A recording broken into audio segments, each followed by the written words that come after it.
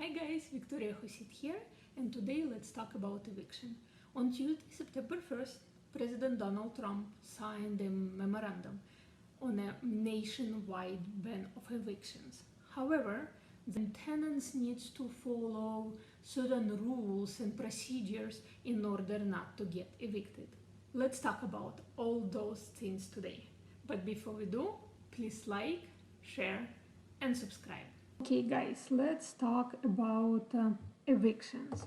So when the CARE Act was passed, evictions were banned from March 4, 2020 to July 30th, 2020, nationwide. In Los Angeles, we have a temporary moratorium eviction that is still in effect, and it's gonna expire on September 30th.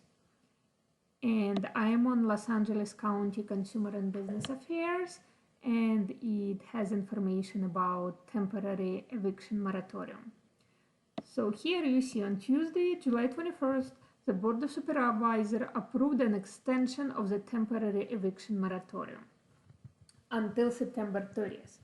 Now, on September 1st, 2020, President signed the new moratorium, and that moratorium is on banning evictions. Actually says that they haven't updated website just yet, and they're working on updates, and they're gonna post updates once those are available. But I wanna share with you, Governor Newsom signs eviction protection legislation. California state lawmakers voted in favor of a AB 3088, a plan to protect tenants from eviction through January, as long as starting with the month of September, they pay 25% of the rent due.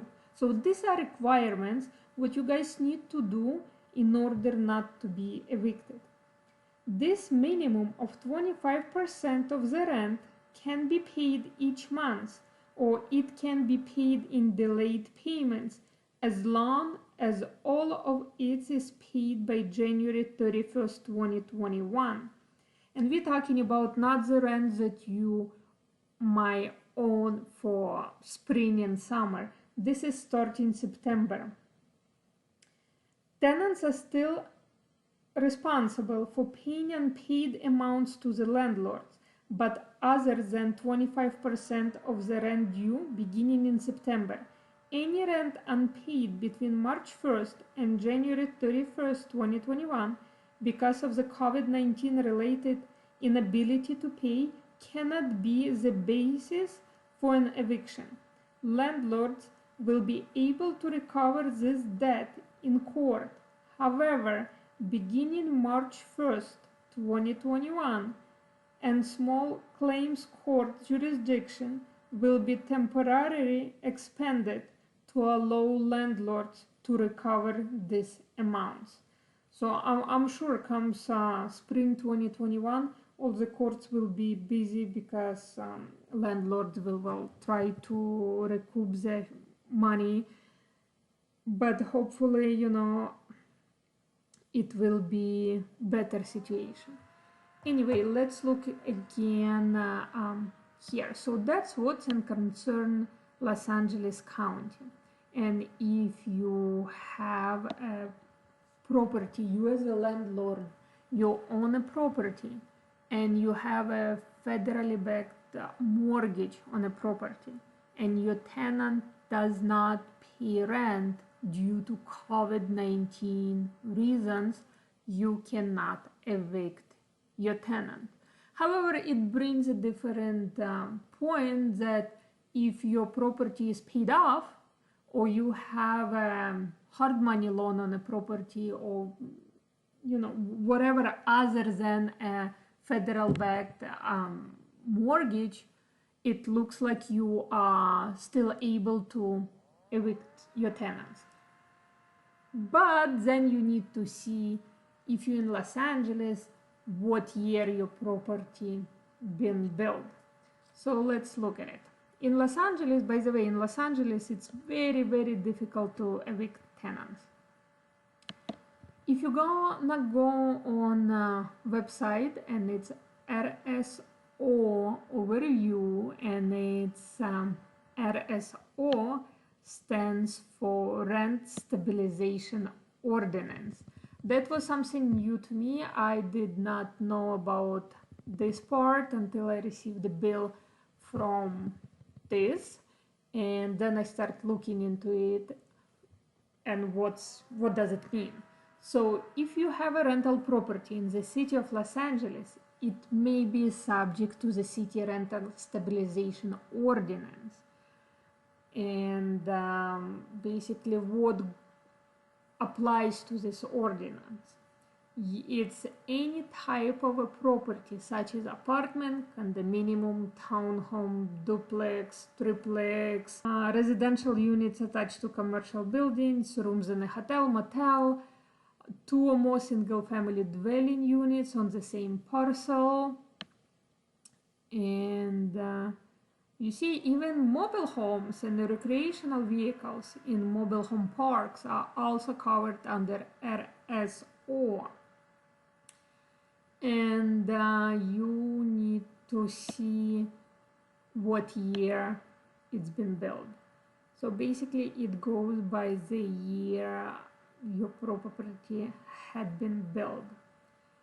It's very interesting website. I highly suggest to all the landlords go and check it out and see, because again, if you don't register your property, you're still gonna receive a bill from this department, and your bill gonna go back to the date you bought your rental property. And it's not much, but when you actually file in a year, every year. So let's see if we click here. I wanna show you guys how you can identify Zone Information Map Access System. In a system that displays zoning information of parcel within the city of Los Angeles. After entering the property information on ZIMAS under Housing, Rent Stabilization Ordinance fields will indicate yes or no. And on the picture it shows right here, it's gonna say, is it Rent Stabilization Ordinance applies to your property or not? And if you do this exercise, I believe you can click here. And it's, as always, terms and conditions. And here is address. So let's, for example, try and let's do my work address.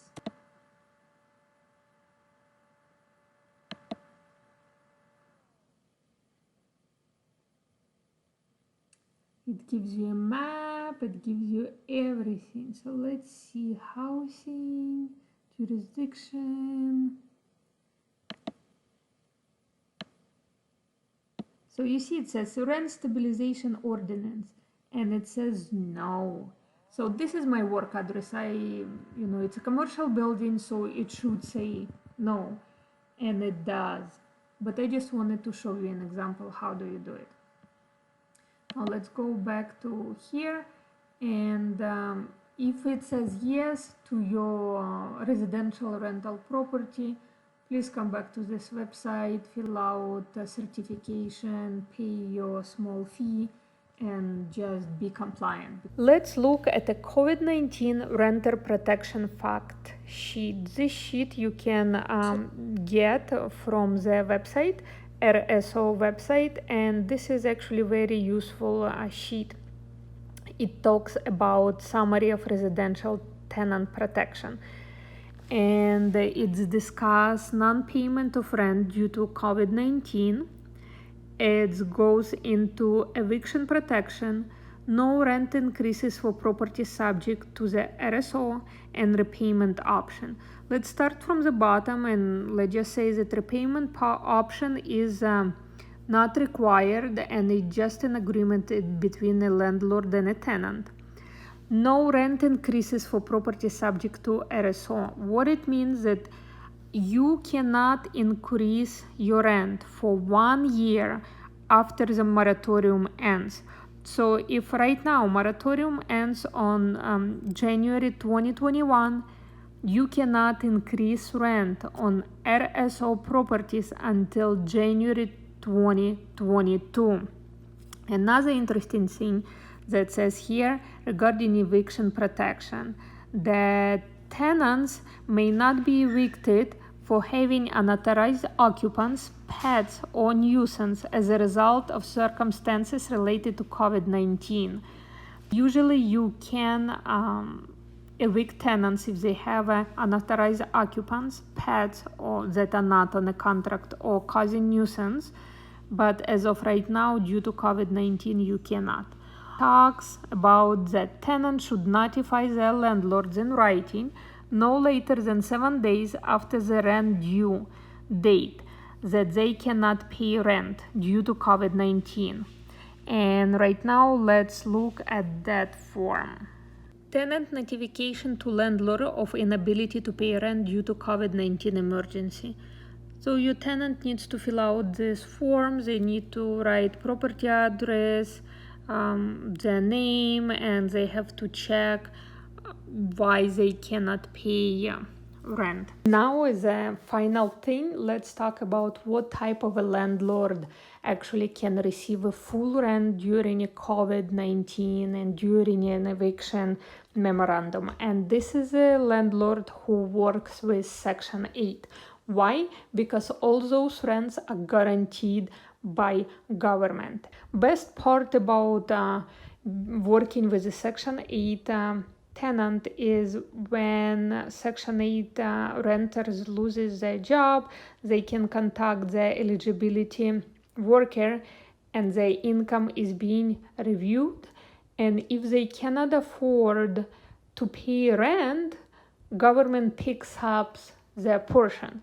In the end, you as a landlord receiving 100% of the rent. So you either receiving 100% of your rent, part paid by government, part paid by tenant, or you receiving 100% paid by government. In any case, during COVID and during eviction moratoriums, the best tenants are Section 8 tenants.